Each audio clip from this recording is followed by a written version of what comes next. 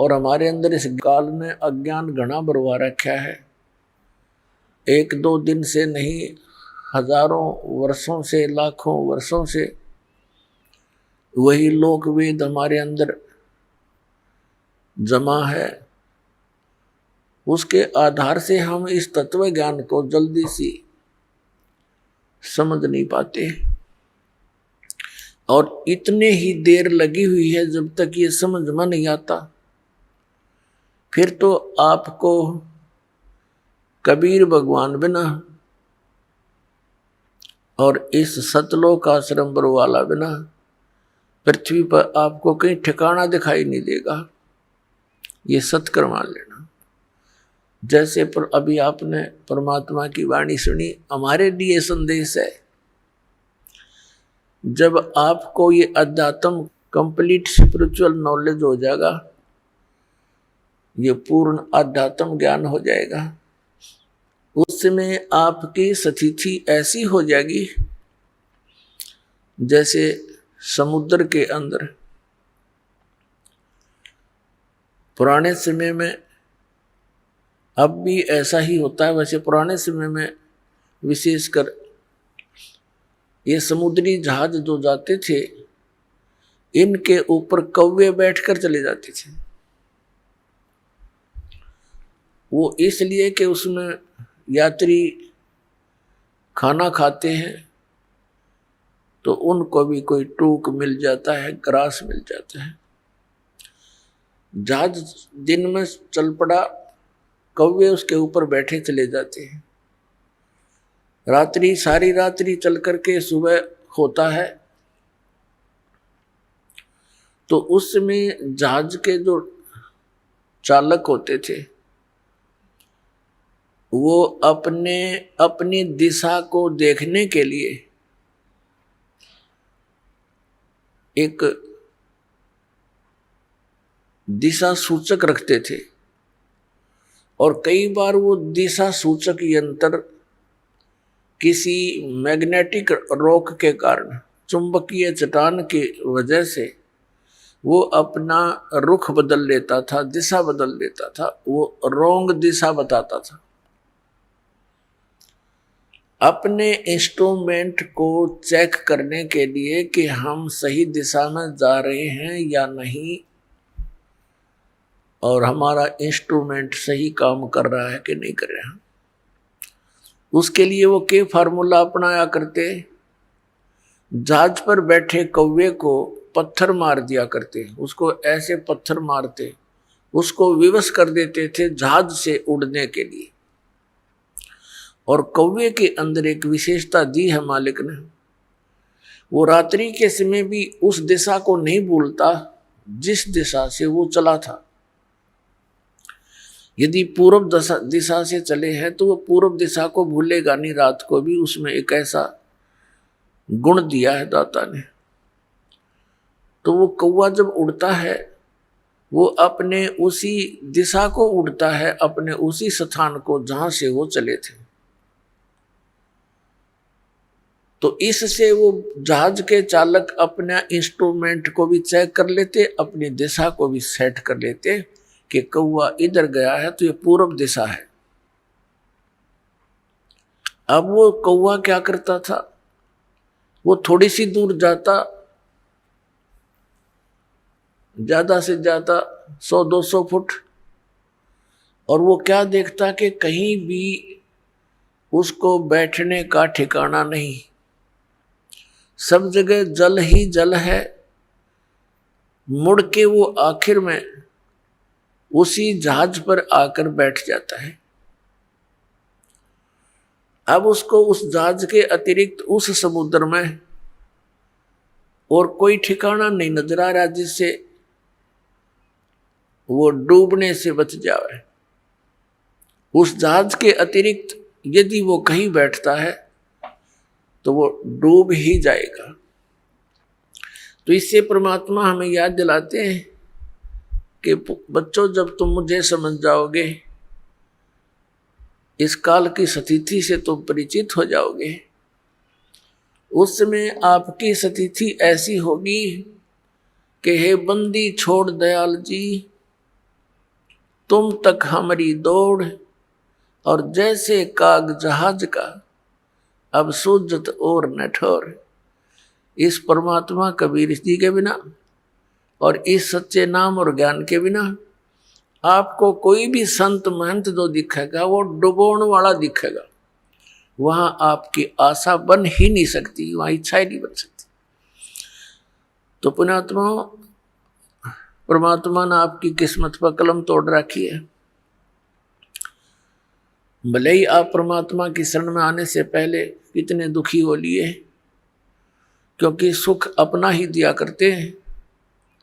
अपना पिता, अपने माता, वही हमें सुख देते हैं। जब आपको ये पता चलेगा कि हमारा पिता कौन है, अभी तो हम इस काल को अपना मालिक मान बैठे थे कि ये हमारा पिता है, और पिता ऐसे दुख देता है जो कि यहाँ के प्राणी, आप देख रहे हो, किसी मेडिकल में जाकर देखो, हाहाकार मची है। और कहीं देख लो, किसी घर में देख लो, कोई ना कोई ऐसी समस्या काल पैदा करके रखता है, पूरा परिवार परेशान रहता है। किसी की आंखें नहीं, किसी की बाजू नहीं, किसी को कैंसर हो गई है, कोई गधा बन गया, कोई कुत्ता बना, कोई सुअर बना। बताओ, यहाँ कोई जीवन है? पर विवश है हम, मजबूरी है हमारी। इस मजबूरी के अंदर हमने अपने यहाँ टाइम पास करने की कुछ अटकल सी लाक है, हम जी रहे हैं। उस परम पिता ने आकर हमें वो ज्ञान दिया जिस उद्देश्य से वो आते हैं। अब क्या बताते हैं परमात्मा? मानुष जन्म दुर्लभ है, ये मिलन बारंबार। तरवर से पत्ता टूट गिरे, वो बोर ना लगता डार। राम नाम रटते रहो, जब तक घट में प्राण। कब हो तो दीन दयाल के, भनक पड़ेगी कान। जप तप संयम साधना, सब सुमरण के माही। कहें कबीर जाने राम जन, सुमरण सम कछु नाही। परमात्मा हमें याद दिलाते हैं कि ये मनुष्य जीवन बच्चों बड़ा मुश्किल से मिलता है, और मनुष्य जीवन मिलता है तो इसमें कुछ सुविधाएं भी अधिक होती हैं, इसमें कुछ बुद्धि भी एक्स्ट्रा होती है। हम उस बुद्धि को जहां प्रयोग करना था वहां प्रयोग ना करके हम इस काल के इसी लोक में हम वो आइटम संग्रह करने में लगे रहते हैं जिनको हमने यहां छोड़कर जाना होता है। बुद्धिमान व्यक्ति उन वस्तुओं को विदेश में कभी संग्रह नहीं करता जिनको वो अपने स्वदेश नहीं ले जा सकता। उसका यूज क्या, बेमतलब पैसे खर्च कर वहां दर के आने का। तो ऐसा काम वही कर सकता है जो कति अज्ञानी हो। अपने आत्मा हम सबको मालूम है कि हम जो भी कोठी बंगले संपत्ति इसको इकट्ठा करने में आजीवन लगे रहते हैं, ये हमारे साथ नहीं जाती। और जो वस्तु साथ जानी है उसकी तरफ हमारा ध्यान विशेष नहीं। और किसी पुण्यात्मा की पूर्व जन्म की प्रेरणा अत्यधिक है, वो चलता है परमात्मा के पाने के लिए, तो काल ने जगह जगह पर ये काल के दूत संत बैठा रखे हैं। कोई गुफा में बैठा है, कोई गांव के गोरे धूना लाए बैठा है, कोई कहीं खड़ा है, कोई कहीं आश्रम बना करके गुमराह किए हुए हैं। तो काल ने उनका वैसे जीवन यूं नष्ट करवा देना है। तो इस सारी समस्या का समाधान करने के लिए, अपने बच्चों को तत्व ज्ञान देने के लिए वो हमारे परम पिता इस काल के लोक में आते हैं। पुण्यात्मा, परमेश्वर ने आके बताया है कि मनुष्य जीवन प्राप्त करके जो नहीं रटे हरि नाम, जैसे कुआं जल बिना फिर बनवाया क्या काम। जिस कुएं में जल नहीं, वो कितना ही सुंदर हो, कैसी उसकी बढ़िया कंस्ट्रक्शन कर रखी हो, और जल है नहीं तो उसका नाम कुआं अवश्य है, गुण कूप के नहीं है। ठीक इसी प्रकार मनुष्य जीवन, मानव शरीर प्राप्त करके जो प्राणी साधना सत्य नहीं करता, उसका नाम मनुष्य अवश्य है, पर काम मनुष्य के नहीं, वो गुण मनुष्य के नहीं। एक सत साधना ना करके चाहे कोई भक्ति भी कर रहा है, बोल पुण्यात्मा, उसका भी जीवन व्यर्थ है, और जो भक्ति नहीं करता उसका भी व्यर्थ है। तो इस सब समस्या के समाधान के लिए केवल परमात्मा ही स्वयं आते हैं। वो आकर हमें ज्ञान देते हैं। गुरु बिन माला फेरते, गुरु बिन देते दान, गुरु बिन दोनों निष्फल हैं, चाहे पूछो वेद पुराण। गुरु बड़े गोविंद से मन में देख विचार, हरि सुमरे सो वार है, गुरु सुमरे हो पार। परमेश्वर ने आकर के हमें इस पूरे प्रोसेस से परिचित कराया है कि परमात्मा कैसे मिल सकता है, तुम काल के जाल से कैसे छूट सकते हो। उसके लिए सबसे पहले मालिक ने बताया है कि सबसे पहले गुरु हो, और गुरु पूरा हो। अधूरे गुरु से भी कोई लाभ होने वाला नहीं। अब पूरे गुरु की पहचान कैसे हो? हमारे जो सदग्रंथ हैं, जिनको आज तक हम सर्वधार्य मानते रहे, पवित्र चारों वेद, पवित्र श्रीमद् भगवत गीता और पवित्र 18 पुराण, ये हमारे हिंदू धर्म के सदग्रंथ माने जाते हैं। वैसे तो ये सदग्रंथ, ये शास्त्र किसी धर्म विशेष के नहीं है, ये तो मानव मात्र के लिए एक संदेश है भगवान का। ये उसमें लिखे और बोले गए थे जिसमें कोई धर्म नहीं था, फिर भी अब ये हिंदू समाज के निमित्त कर दिए गए हैं। तो इसीलिए कहा जाता है जो हिंदू धर्म के जो अनुयायी हैं, पुण्यात्माएं हैं, वो इन सदग्रंथों को सही मानते हैं। तो दास ने ऐसी दया की परमात्मा ने कि जो भी समूह, जो भी धर्म जिस भी ग्रंथ को श्रेष्ठ मानता है, उसी ग्रंथ के आधार से उनके द्वारा की जा रही क्रियाओं और ज्ञान को ये दिखा दिया कि आप ये कर रहे हो, आपके सदग्रंथ ये बता रहे। और जो शास्त्रों में वर्णित साधना और ज्ञान नहीं है, वो लोक वेद है, वो मनमाना आचरण है, उससे कोई लाभ नहीं होगा।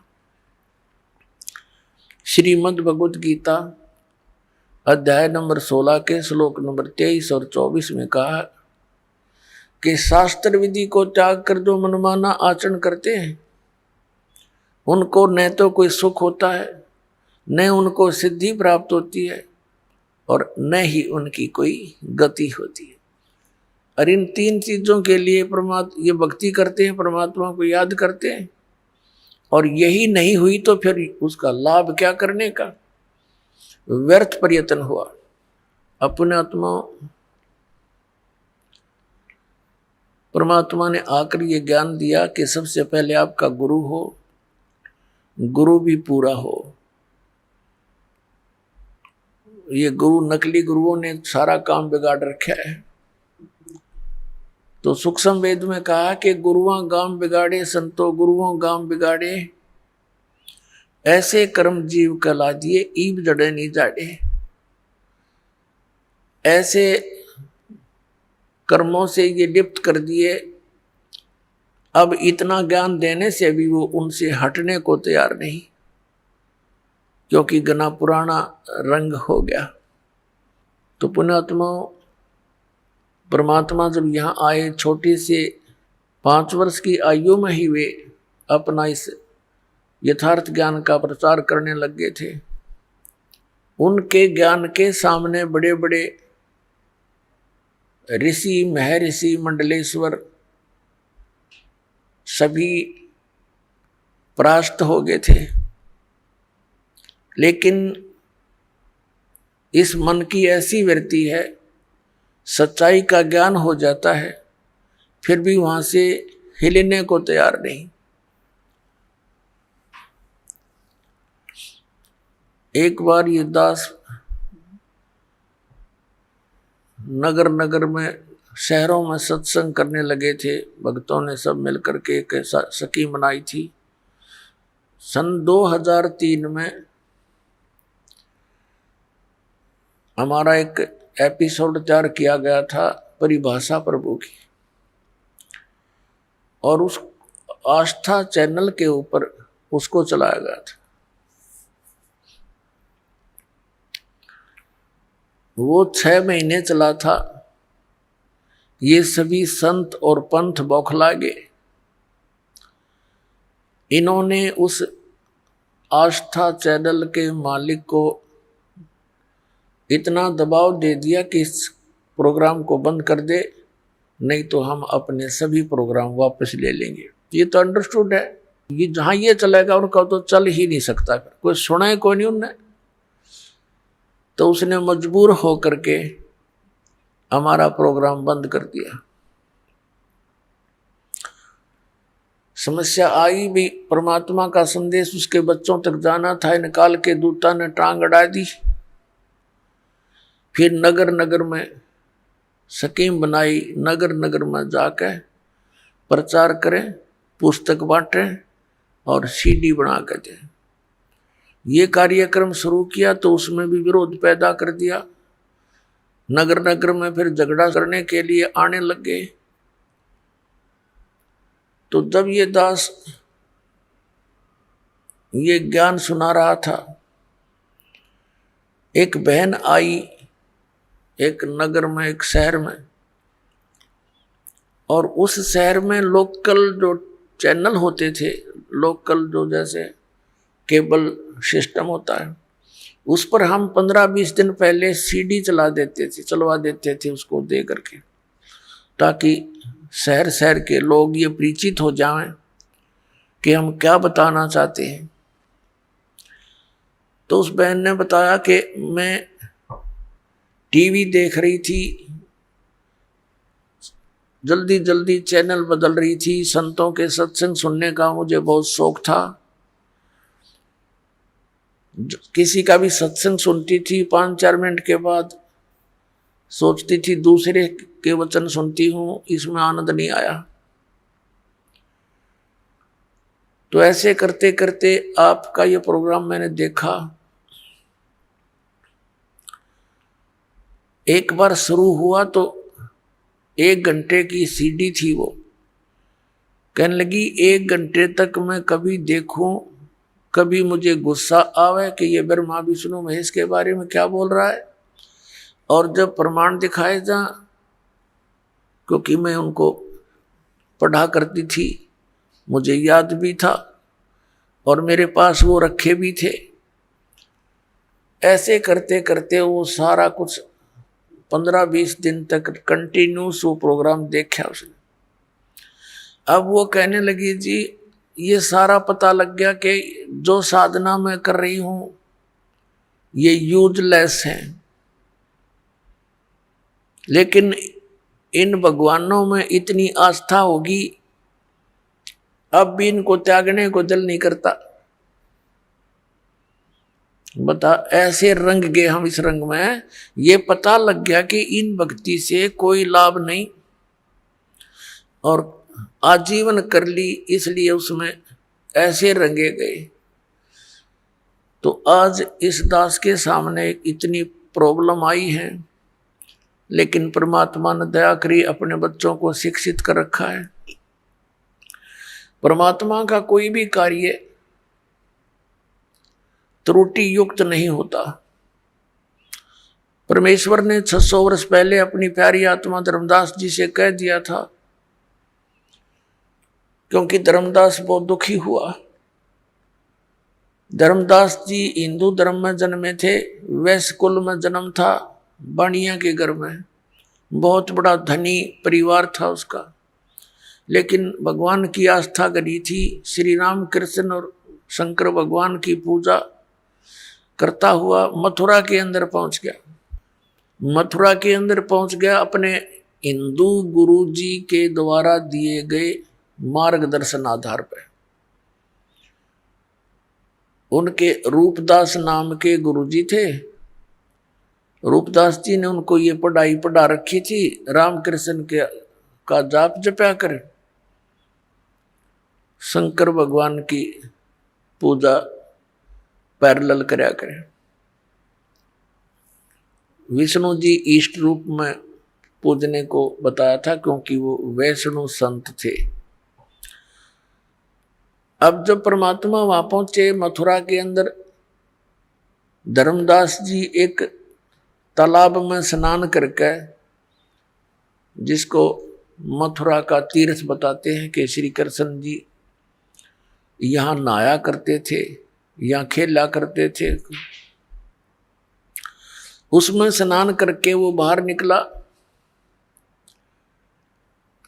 और लोटे में एक जल भर के साथ में रखा हुआ, कुछ स्थान गाय के गोबर और मिट्टी मिला करके मड प्लास्टर किया, कुछ लिपाई करी,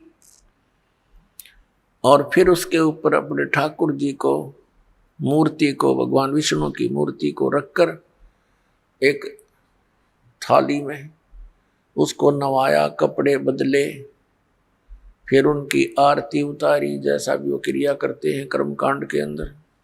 वो ऐसी अपनी नित्य नियम कर रहा था।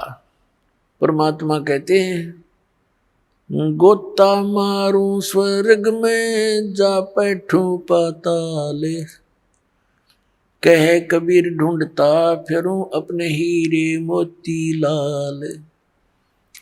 जैसा कि वेदों में प्रमाण है कि वो परमात्मा ऊपर तीसरे मुक्ति धाम यानी सतलोक में रहता है, रत धाम में।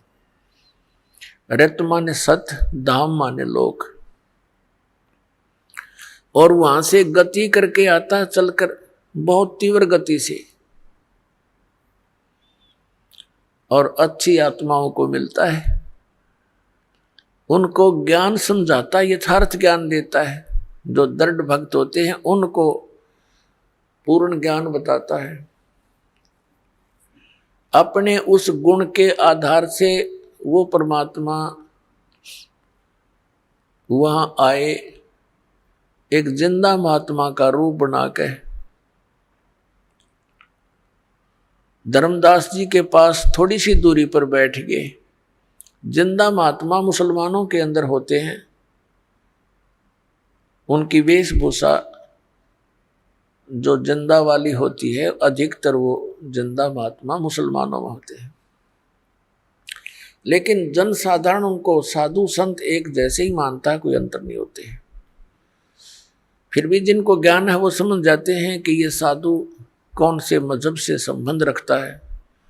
जैसे आप जैनियों को देखोगे, कति नंगे फिर रहे होंगे या मुंह पर पट्टी बांध रखी होगी, और नंगे पैरों घूम रहे होंगे, कपड़ा रख लेते हैं शरीर पर, तो उससे पता लग जाता है कौन से धर्म से संबंधित है ये साधक। अब धर्मदास जी से लगभग 50 फुट की दूरी पर परमात्मा विराजमान हो गए।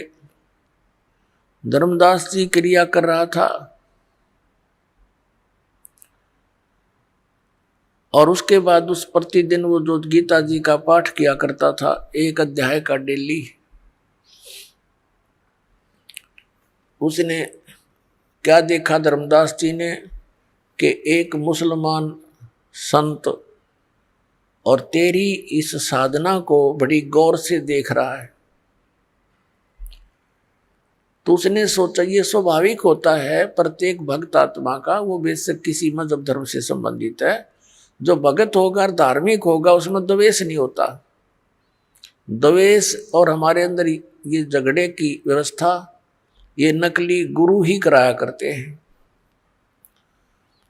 तो प्रत्येक की ये लगन होती है, इच्छा होती है कि मेरे वाला ज्ञान सही है और इसको अपने वाला ज्ञान बता दूं, इसका भी कल्याण हो। उद्देश्य यही होता है एक दूसरे को ये कहने का कि आपका भक्ति मार्ग ठीक नहीं है, और कोई शत्रु भाव से थोड़ा ही कहा जाता है। तो धर्मदास जी ने ये सोचा कि भाई ये मुसलमान फकीर और हमारी हिंदू धर्म की भक्ति को बहुत लाइक कर रहा है, बड़ा पसंद किए हुए। तो उसने इस दृष्टिकोण से श्रीमद् भगवत गीता अध्याय नंबर 7 का पाठ करने लगा ऊंचे ऊंचे स्वर से, और जैसा भी अनुवाद उसको प्राप्त था अनुवाद भी साथ कर रहा है। जब उसने अपना सारा क्रियाक्रम कर ली तो परमात्मा निकट आकर बैठ गए।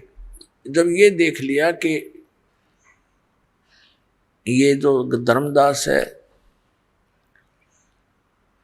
वो तो अंतर्यामी थे, जानते थे इसकी क्या इच्छा है, क्या किस कारण से ये ऐसी ऊंची ऊंचे स्वर में गीता जी का पाठ कर रहा है। वो जान गए थे कि ये कुछ और बताना चाहता है। वैसे तो साधु जो वैष्णव संत होते हैं वो मुसलमान फकीरों को दूर रखते हैं, पहले ऐसी स्थिति थी। तो इस दृष्टिकोण से पहले तो परमात्मा दूर बैठ के कदे यो बिदक जा कि मुसलमान कीता आ गया मेरे पास में। फिर जब देखा कि ये कुछ बताना चाहता है तो निकट आ गए, उसे थोड़ी सी दूरी पर बैठ गए और इस आव भाव से बैठ गए कि जैसे कुछ जानना चाह रहे हों, लेकिन वो आए थे कुछ जनाने के लिए। फिर धर्मदास जी ने सोचा ये तो बड़ा गौर से सुन रहा है, उसने 8वां अध्याय फिर शुरू कर दिया, वो भी सुना दिया। अब कुछ जब उसने अपनी सारी क्रिया कर ली, जब परमात्मा ने कहा कि हे महात्मा जी